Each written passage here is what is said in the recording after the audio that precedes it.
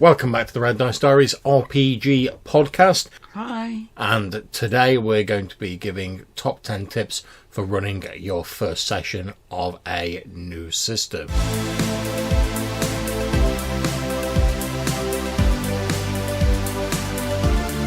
Okay, so we've all been in that situation where you've decided to take the GMing reins and run a game, but it's your first time running a particular system.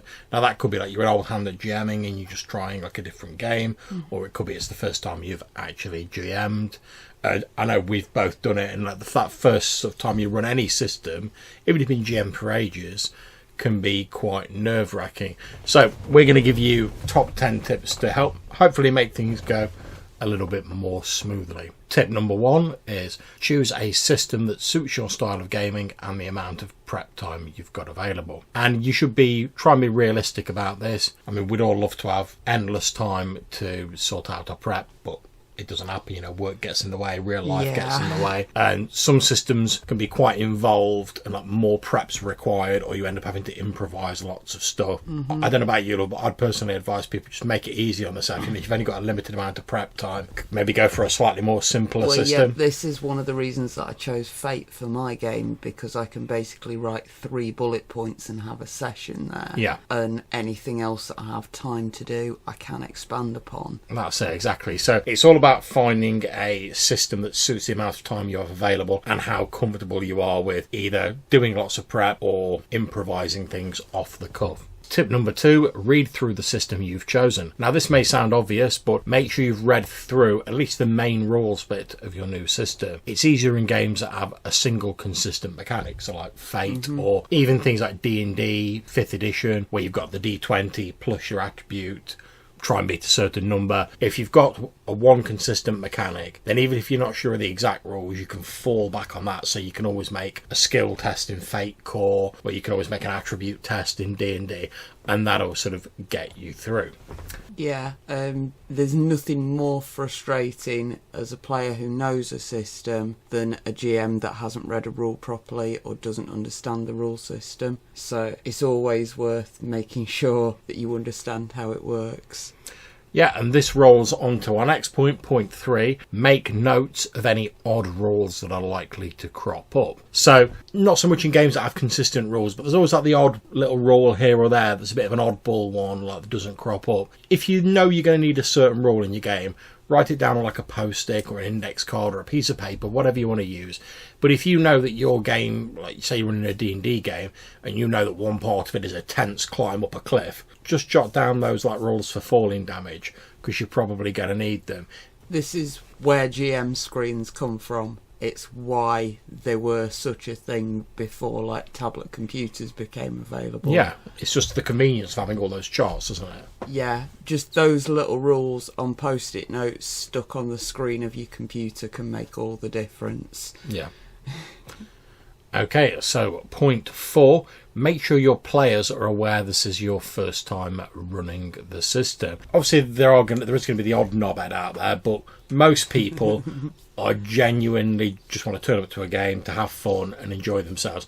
If you say to them, look guys, I'm going to run this game tonight, but if I sort of stutter and start a bit, it's my first time running this game, most players will try and help you out. They'll certainly understand that it's not going to be 100% perfect and polished as a session. And if your players are fine with that, that just takes a little bit of pressure off your shoulders as a GM. Well, I certainly find it does anyway. Number 5, if you have a player who is more experienced with the system or is happy looking at rules, don't be afraid to use them as a resource. And I've done this in quite a few games where I know I've got other players who know the rules and they've got the books. I did it in a recent Vampire 5th edition session. I've only ran a couple of sessions of it. I knew Johannes had got to the book, so we got to a point where we had to determine whether someone was going to lose humanity because they'd caused the accidental death of someone in the game. But rather than hold the game up, I asked Johannes whether he'd look it up. We carried on with the rest of the scene, and then we got back to that a little bit later, so the game wasn't slowed down. Yeah, that's always a good tip, whether it's the first game or not. If you're not quite sure where you're going with something, you can always move on with the scene and then come back to the rules afterwards. Yeah, exactly, yeah. And I mean, especially if it's not something that's like immediately vital you work out now.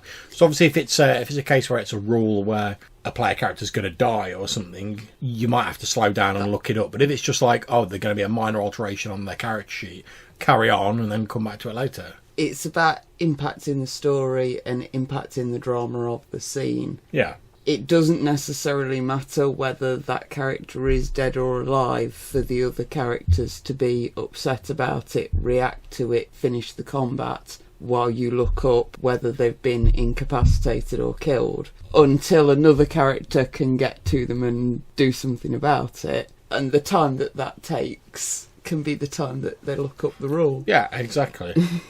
Okay, so on to point number 6. Whatever genre or setting you're running, it can help to have some music or images to get your players in the correct frame of mind. And now, if occasionally you have to stop and start, or you have to look something up, part of the problem with that is that the player's attention can wander a bit. The temptations to start like cracking some jokes, and the pace of the game just sort of gets ruined. So anything you can do to help keep people sort of in the mindset of whatever setting you're doing is good. So if you've got like some music playing in the background, or you've maybe got a few images, or you've got some maps or something like that, it all helps keep the player's attention focused on the game. Another thing to encourage in those sorts of situations is encourage the in-character chat, the in-character banter. Quite often in my game, when I'm not quite sure where to go with the rules or something, because we've got a Betazoid character, I'll just go, oh, Betazoid character, do a roll. And then I'll turn to one of the other characters and go, how are you feeling about this?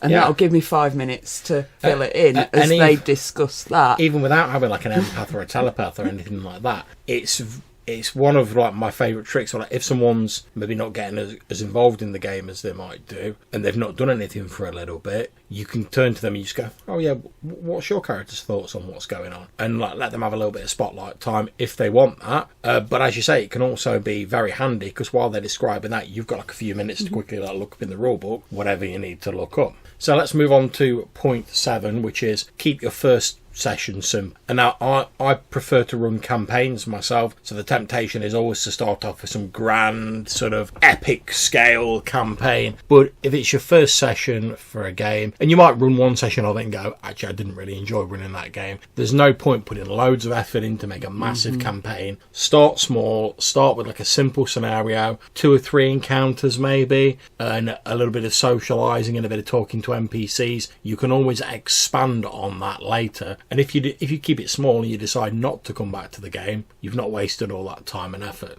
Absolutely. First session, if you want it to be like a long running game, or even if you want it to be like a half dozen session campaign, all you need to do in the first session is put the player characters together in a group that will work with each other.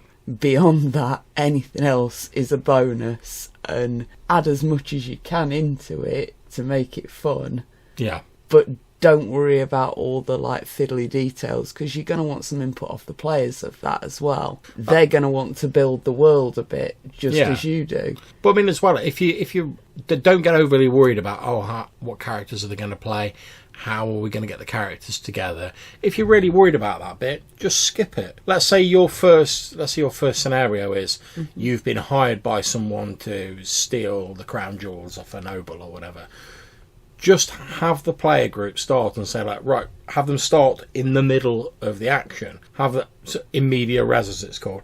Just have them start and say, right, you're a group of thieves, you've been hired, you're trying to steal these crown jewels, and then let them backfill how they met and whatever. You can always do flashbacks and stuff like that later. Just do what it takes to get them to the fun bit of the first session, and then anything else is negotiable afterwards, I suppose. So point 8 is schedule a break during your session, and don't be afraid to ask for a few minutes if you need it. Now, one of the things I've started doing recently is scheduling like a sort of semi-formal break halfway through the session, so people can go and get drinks, they can use the conveniences, etc. And because people know that there's going to be a break in the centre of the session, they're much less likely to suddenly, like halfway through an encounter, go, oh, sorry, hold on a second, I've got to go and get this. Sorry, hold on a second, I've got to go and get that. Because they know that, well, I'll just hang on for another half an hour and then I'm going to get a break anyway. Mm-hmm. And I normally go for like a sort of 10, 15-minute break, and that gives people plenty of time to stretch their legs, look away from the screen for a bit, and then you can all come back refreshed, you know, you've got your drinks, etc., and you can all jump in. And if you pause it at a moment where it's like an exciting moment, it's just about to kick in, then when everyone comes back, you've given them a little bit of time to think about how they want to respond. So to use our ridiculous crown jewels example, let's say you've got to the point where they've just grabbed the crown jewels, they're just about to go out, the alarm goes off, the guards come running in, have your break there. Then they've got time to think about it, also to sort of get themselves worked up a bit and sort of think about what they're going to do, kick straight back in with the action, and as soon as you get back in, everyone's in an interesting scene. You haven't got to try and like build up the pace again. Mm-hmm. Also, if you're running your first session and you really do need to look up a role in a book or you need to reference something, just be honest and upfront to the players about it and say, look guys, sorry, I just need a couple of minutes to quickly look this up and then we'll move on. And if you've been honest with them, most players are absolutely fine with this. And as Hannah was saying earlier, you can always like ask them what the characters think about what's going on. You can always get them talking to an NPC or something like that, which will like fill up a little bit of time whilst you're looking up whatever it is that you want. Point number 9, if you can't remember a rule and you're worried about interrupting the flow of a session, be upfront about it with the players again. Just make a ruling and move on. And when I say make a ruling, what I mean is look at the sort of core mechanic of the game, whether that's D20, World of Darkness, Fate, whatever it is. Make a ruling that seems consistent based on that, and then just move on. You can always check in the rule book the official ruling afterwards, and as long as it's not a life or death for their character's situation, most players will be fine with it as long as they understand what's going on. So yeah, this is something that I do quite often. I'm not quite sure where something should go. Generally speaking, I turn it over to the player group and I say, so I could do this, I could do this, I could do this. Which way do you guys want the story to go? Yeah, absolutely. Get the players involved in that, and then they're invested in whatever decision's been made. And when you do look at like the actual proper rules afterwards, again, be open about it with the players and say, oh yeah, that thing that happened last session, I've looked at the official rule and this is what should have happened.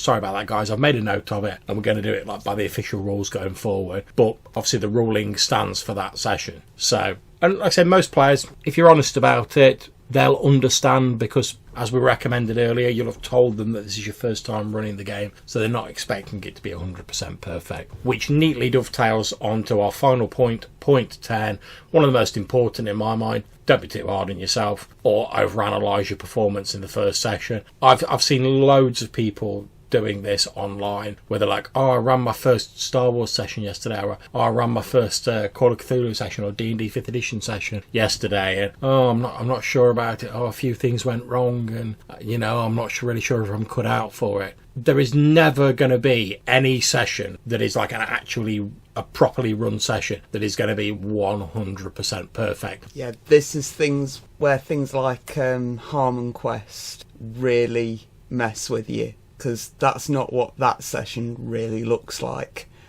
When they give you that half hour of perfect roleplay, what they actually did was like 3 hours of grueling game session and edit it down just like any other reality show.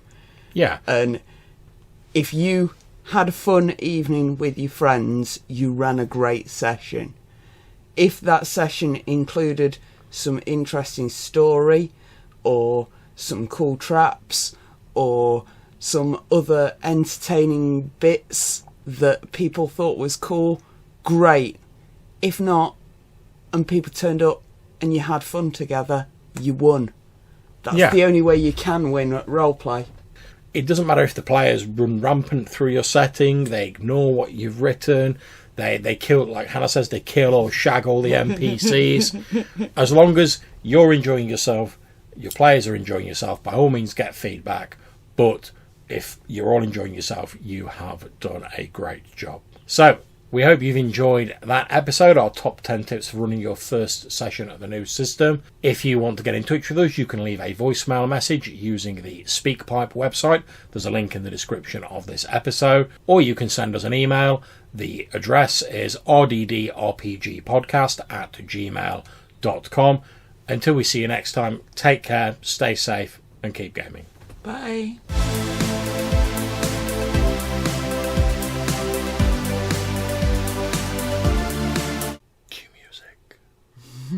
Tip number 2, read through the system you've chosen. Now you have something to put in the bloopers.